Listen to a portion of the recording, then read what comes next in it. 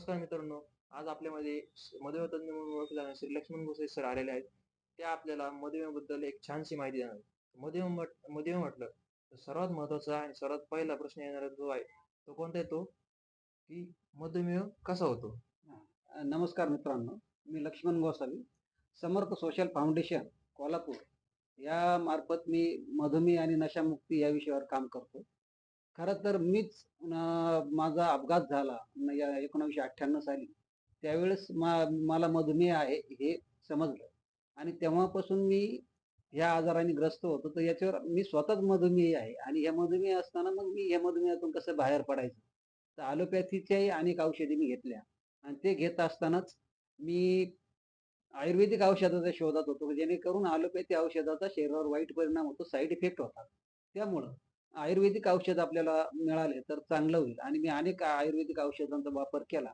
परंतु मला समर्थ social foundation यांच्याकडून मधुमेहावर अतिशय रामबाण औषधं मिळाली आणि मधुमेहातून मी मुक्त झालो.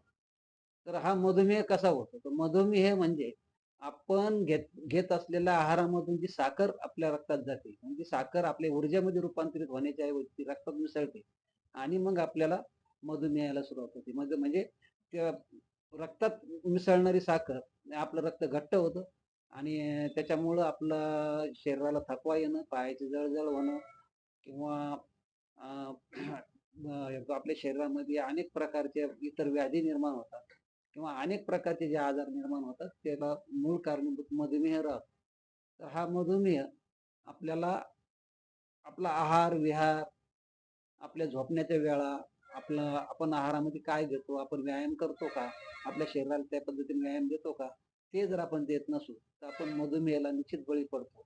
आणि आज भारतामध्ये साधारण म्हणजे 60% लोकसंख्या मधुमेहग्रस्त आहे. पण त्यातले 40% लोकांना माहिती आहे का आम्ही मधुमेही आहोत आणि 20% लोकांना माहितीच नाही का ते मधुमेही आहेत. कोणी प्री डायबिटिक आहे, कोणी डायबिटिकच्या बाजूने चालले. जेव्हा लक्षणाला लक्षात येतात किंवा काही कारणानं ऑपरेशन करायची वेळ येते किंवा दवाखान्यात जाऊन रक्त चेक करण्याची वेळ येते, तेव्हा लक्षात येतं का आपल्याला मधुमेह झालेला आहे. धन्यवाद सर आपण दिलेल्या माहितीबद्दल. आणि दुसरा सर्वात मोठा प्रश्न जो येतो मधुमेहग्रस्त रुग्णांमध्ये, तर तो म्हणजे मधुमेहामध्ये काय काळजी घ्यायची? मधुमेहामध्ये सर्वात काळजी घ्यावी लागती म्हणजे आपल्या झोपण्याच्या वेळा व्यवस्थित पाहिजे, आपल्या जेवणाच्या वेळा व्यवस्थित पाहिजे, जेवणामध्ये काय घेतलं पाहिजे, याची पण जास्त काळजी घ्यावी लागते. आज आपला आहार इतका बिघडलेला आहे, तर म्हणजे आपण फास्ट फूड घेतो, मैद्याचे पदार्थ घेतो, बेकरी पदार्थ घेतो. आपल्या नाश्त्यामध्ये विविध प्रकारचे बेकरी पदार्थ येतात, तळलेले पदार्थ येतात आणि जेवणामध्ये सुद्धा आपण जास्तीत जास्त शिजवलेलं अन्न घेतो. त्याच्यामध्ये गहू, भात आणि बाकीच्या म्हणजे ज्वारी, बाजरी हा प्रकार घेतो. परंतु ह्या मधुमेहामध्ये काळजी घेताना आपल्याला मधुमेहातून जर बाहेर पडायचं आहे, तर आहार हा सगळ्यात मोठा विषय आहे मधुमेहाचा. जर तुम्ही मधुमेहामध्ये आहार व्यवस्थित घेतला, म्हणजे जेवणामध्ये तुम्ही जर अर्ध कच्चं सलाड घेतलं आणि अर्धा तुम्ही जो आहार घेता तो घेतला. संध्याकाळचं जेवण जर आपण संध्याकाळी दिवस मावळण्याच्या आत केलं आणि संध्याकाळी आपण जर 9 वाजता झोपलो आणि सकाळी 4:30च्या आसपास उठलो आणि आपण जर व्यायाम केला, त्याच्यानंतर सकाळी सुद्धा नाश्त्यामध्ये जर आपण भिजवलेलं म्हणजे आपल्या घरामध्ये जेही आपण भिजवून खाऊ शकतो. शिजवलेला आहार घेण्यापेक्षा भिजवलेला खाल्लेला कधी चांगला. कारण तो जिवंत आहार असतो. तर हा जर आहार घेतला, आपण आहाराची व्यवस्थित काळजी घेतली, सकाळी उठल्यावर आपण व्यवस्थित व्यायाम केला, व्यायामामध्ये पळणे आलं, योगासनं आले, चालणं आलं किंवा दोरीवरच्या उड्या आल्या किंवा जर जुने शिंपी लोक जे पायंडल मारून कपडे शिवत होते, त्या लोकांनी जसे पायंडल मारत होते तसं 1.5 तास जर आपण पायंडल मारलं, तरी आपल्याला मधुमेहातून मुक्ती मिळण्यासाठी खूप सहकार्य होतं आणि या ॲलोपॅथी औषध आपले जे चालू असतील त्याच्यासोबत जर आपण आयुर्वेदिक औषधं घेतली, तर आयुर्वेदिक औषधं तुम्हाला म्हणजे ॲलोपॅथी हे जे लक्षणावर काम करतं आणि आयुर्वेद हे मुळावर काम करतं. आयुर्वेदिक औषधं त्यासोबत घेतली तर हळू तुमची ॲलोपॅथीची औषधं बंद होतील आणि आयुर्वेदिक औषधाने तुम्ही आणि ह्या सगळ्या आहार आणि व्यायामानं तुम्ही मधुमेहातून मुक्त व्हाल. धन्यवाद सर. आणि एक शेवटचा आणि खूप महत्त्वाचा प्रश्न म्हणजे, तर तो आहे मधुमेह बरा होतो का? हो. आता ॲलोपॅथीमध्ये लक्षणावर काम केलं जातं आणि लक्षणावर काम करत असताना फक्त तुम्ही साखर कशी कंट्रोल करायची याच्यावरच लक्ष दिलं जातं. म्हणजे हळू-हळू गोळ्या-गोळ्याचा तो इन्सुलिनवर जातो आणि त्याचा मधुमेह तसाच त्याच्यासोबत घेऊन जातो. पण आयुर्वेद जे आहे, तर पॅनक्रियाजवर काम करतं, इन्सुलिनवर काम करतं आणि आयुर्वेदामधली जी औषधं असतात, ते औषधं म्हणजे काय असतात? तर आपण जे आहारामध्ये घेत नाही, आपल्याला जे आवडतं तेच खातो.